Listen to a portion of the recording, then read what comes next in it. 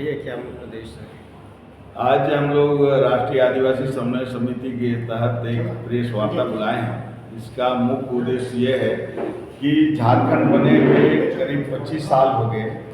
इस 25 साल में आदिवासी मुख्यमंत्री करीब 19 साल आदिवासी मुख्यमंत्री रहे, जिसमें इंडिया में बीजेपी के 9 साल और इंडिया गठबंधन के 10 साल आदिवासी मुख्यमंत्री है, लेकिन पेशा नियमावली अभी तक नहीं बन पाया। आज कांग्रेस का जो है संविधान बचाओ महारैली है, तो मुख्य रूप से हम लोग आज कांग्रेस से ये सवाल हम लोग कर रहे हैं कि पेशा कानून को आप बनाए हैं केंद्र में, और पेशा कानून ही भी संविधान का पार्ट है। तो अभी आपका ही मंत्री है, पंचायती राज मंत्री, तो आप नियमावली बना के क्यों लागू नहीं कर रहे हैं? आदिवासी को क्यों ठगने का काम कर रहे हैं संविधान के नाम पर? तो हम लोग मांग कर रहे हैं कि आप जो है ठगना बंद करिए और पेशा नियमावली जो है आप बना के जल्दी से जल्दी लागू करिए। दूसरा जो है, इस राज्य में CNT SPT एक कानून बना है आदिवासियों की जमीन को बचाने के लिए, और जमीन जो है धड़ल्ले से लूटी जा रही है, और यहाँ आदिवासी मुख्यमंत्री 19 साल तक रहे हैं, लेकिन आज तक इस जमीन को बचाने का कोई पहल नहीं किया गया और धड़ल्ले से लूटी जा रही है। तो हम लोग जो है आज कांग्रेस से खास रूप से ये मांग कर रहे हैं कि CNT SPT एक भी संविधान का ही पार्ट है, तो आप जो है इस पर कार्रवाई करिए, जो गलत ढंग से हटी हुई जमीन को वापस करने की दिशा में प्रयास करिए। और तीसरा जो है, बीजेपी गवर्नमेंट ने लैंड बैंक बनाया था, चुनाव में इन्होंने बोला था कि हम सरकार में आएंगे तो इस लैंड बैंक को खारिज कर देंगे। तो गांव के सामुदायिक जो जमीन है उसको उद्योगपति को दिया जा रहा है। आज जो है गलत ढंग से रेंट फिक्सेशन करके, जमाबंदी करके उसके नाम से जो है रसीद निर्गत किया जा रहा है, वो भी सब बाहरी लोगों का।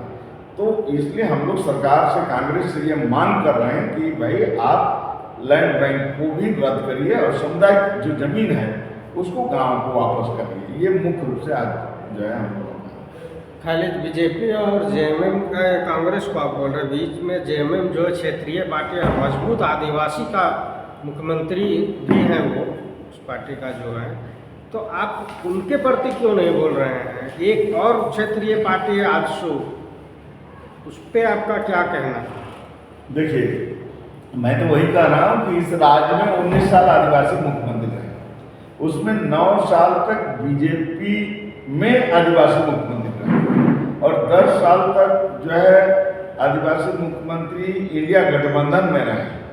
हम लोग उन तमाम लोगों से सवाल उठा रहे हैं, लेकिन आज चूंकि कांग्रेस संविधान बचाने की बात कर रही है और उसी संविधान में पेशा नियमावली भी उसी संविधान का पार्ट है, CNT SPT भी उसी संविधान का पार्ट है, तो हम करेंगे भाई आप बचाइए, लेकिन उस संविधान में जो प्रावधान है उसको तो आप लागू करिए। अब मंत्रालय आपके पास है, आप सरकार में है, CNT SPT एक्ट का बात आप करते हैं जो है जल जंगल जमीन का, तो हम लोग चूंकि उस संविधान पर बात कर रहे हैं, हम लोग संविधान की आज बात कर रहे हैं, हम लोग उस पर सवाल उठा रहे हैं। मुख्यमंत्री तो निश्चित है कि कांग्रेस का नहीं रहा, लेकिन 10 साल तक तो उनके गठबंधन में जो है कांग्रेस का सहयोग से ही यहाँ 10 साल तक आदिवासी मुख्यमंत्री रहा। हम वो तमाम मुख्यमंत्री से सवाल कर रहे हैं, क्योंकि आज तो इंडिया गठबंधन की सरकार चल रही है, तो हम आज तो उन्हीं से उठाएंगे ना। हम आज दूसरे पार्टी से उठा के जो विपक्ष में, उसको क्या फायदा है? तो फायदा उन तो वो भी 9 साल तक थे, उन्होंने कुछ नहीं किया। ये बात तो हम लोग खुद बोल रहे हैं। आप जिसके ऊपर आरोप लगा रहे हैं और मांग कर रहे हैं, उनका कहना है कि ये CNT SPT एक्ट जो है वो हम लिख के दिए थे, राज्यपाल के द्वारा वापस कर दिया गया। क्या दिए थे और क्या कैसे वापस हुआ, बताइए।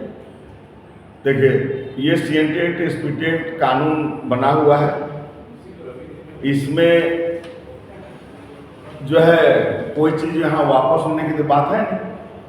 जो भी बात कहा जा रहा है वो गलत बात है। उसमें अगर JMM बोल रहा है, कांग्रेस बोल रहा है, CNT SPT तो पूरे झारखंड में संथाल परगना छोड़ के जो है पूरे CNT लागू है।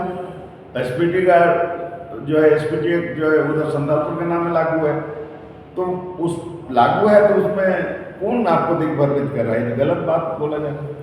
एक और सवाल है, आप बोल रहे हैं कि आदिवासी का ज़मीन सादा पट्टा या जैसे भी हो दिया जा रहा है, क्या झारखंड के दूसरे राज्य के अदर कास्ट अगर वो राजधानी में आवे और यहाँ का ज़मीन चाहे जिस प्रावधान के द्वारा उनको मिल सकता है और जो दाम होता है वो दे के क्या वो ले सकते हैं या नहीं ले सकते आपके हिसाब से? नहीं, जमीन देखिए सीएनडी का मूल भावना है कि आदिवासी का जमीन गैर आदिवासी के हाथ नहीं जाना चाहिए, तो इसलिए उस मूल भावना का ही हम लोग मांग कर रहे हैं। तो फिर एक सवाल उठता है कि फिर विकास कैसे होगा? विकास कैसे होगा? विकास किसके लिए? कि जनता के लिए। अगर कहीं से कोई आएगा नहीं, कहीं से कोई जाएगा नहीं। हम ठीक है, हम लोग 8,000 एकड़ एचईसी को दिए, क्या हुआ? बोकारो कितना जमीन दिए, क्या हुआ? हमको जवाब दीजिए आप। तो इस आज एचईसी फैक्ट्री किसके लिए? भारत सरकार के लिए, राज्य सरकार के लिए, किसके लिए है? हमको जवाब दिए। 8,500 जो वहाँ विस्थापित लोग थे वो आज कहाँ हैं? सरकार के पास कोई डाटा है? तो ऐसा विकास का मॉडल हमें नहीं चाहिए। हमारा जीने का संसाधन है जमीन, इसलिए हमको जमीन चाहिए। अपना विकास का मॉडल आप अपना जहाँ लागू करना है लागू करिए, हम लोग को ऐसा विकास नहीं चाहिए। तो आगे क्या मतलब आपका संदेश रहेगा जनता को जो खुद? अच्छा, एक चीज़ और बताइए, क्या आदिवासी का जमीन का दलाली आदिवासी कर रहे हैं या नहीं? देखिए, दलाली निश्चित रूप से आदिवासी का जमीन का आदिवासी दलाली कर रहे हैं, इसीलिए तो लूटी जा रही है। लेकिन दलाली कोई भी करे, कानून कोई भी तोड़े, तो कानून है। अगर आप आदिवासी को मर्डर करिए कि मुसलमान को करिए कि हिंदू को करिए, दाफा तो वही लगेगा ना। तो दलाली जो भी करेगा, चाहे वो आदिवासी हो, गैर आदिवासी हो, कोई धर्म का हो, उस पर कार्रवाई होनी चाहिए। अच्छा, केंद्र सरकार अभी जनगणना की बात कही, आपका क्या राय है? जनगणना अच्छा, जो निर्णय लिए है उसका स्वागत है।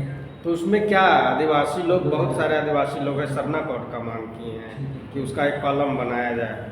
निश्चित रूप से हम लोग पूरे देश स्तर पर ये मांग कर रहे हैं कि हम लोगों के लिए अलग से धर्म कोड जो है दिया जाए, और इसके लिए पूरे देश स्तर पर आंदोलित लोग हैं। और हम लोग अभी ये मांग को पुरजोर ढंग से, चूँकि जनगणना होने का है, तो हम लोग चाहेंगे कि आने वाले जनगणना में आदिवासियों के लिए अलग धर्म कुलम का व्यवस्था हो।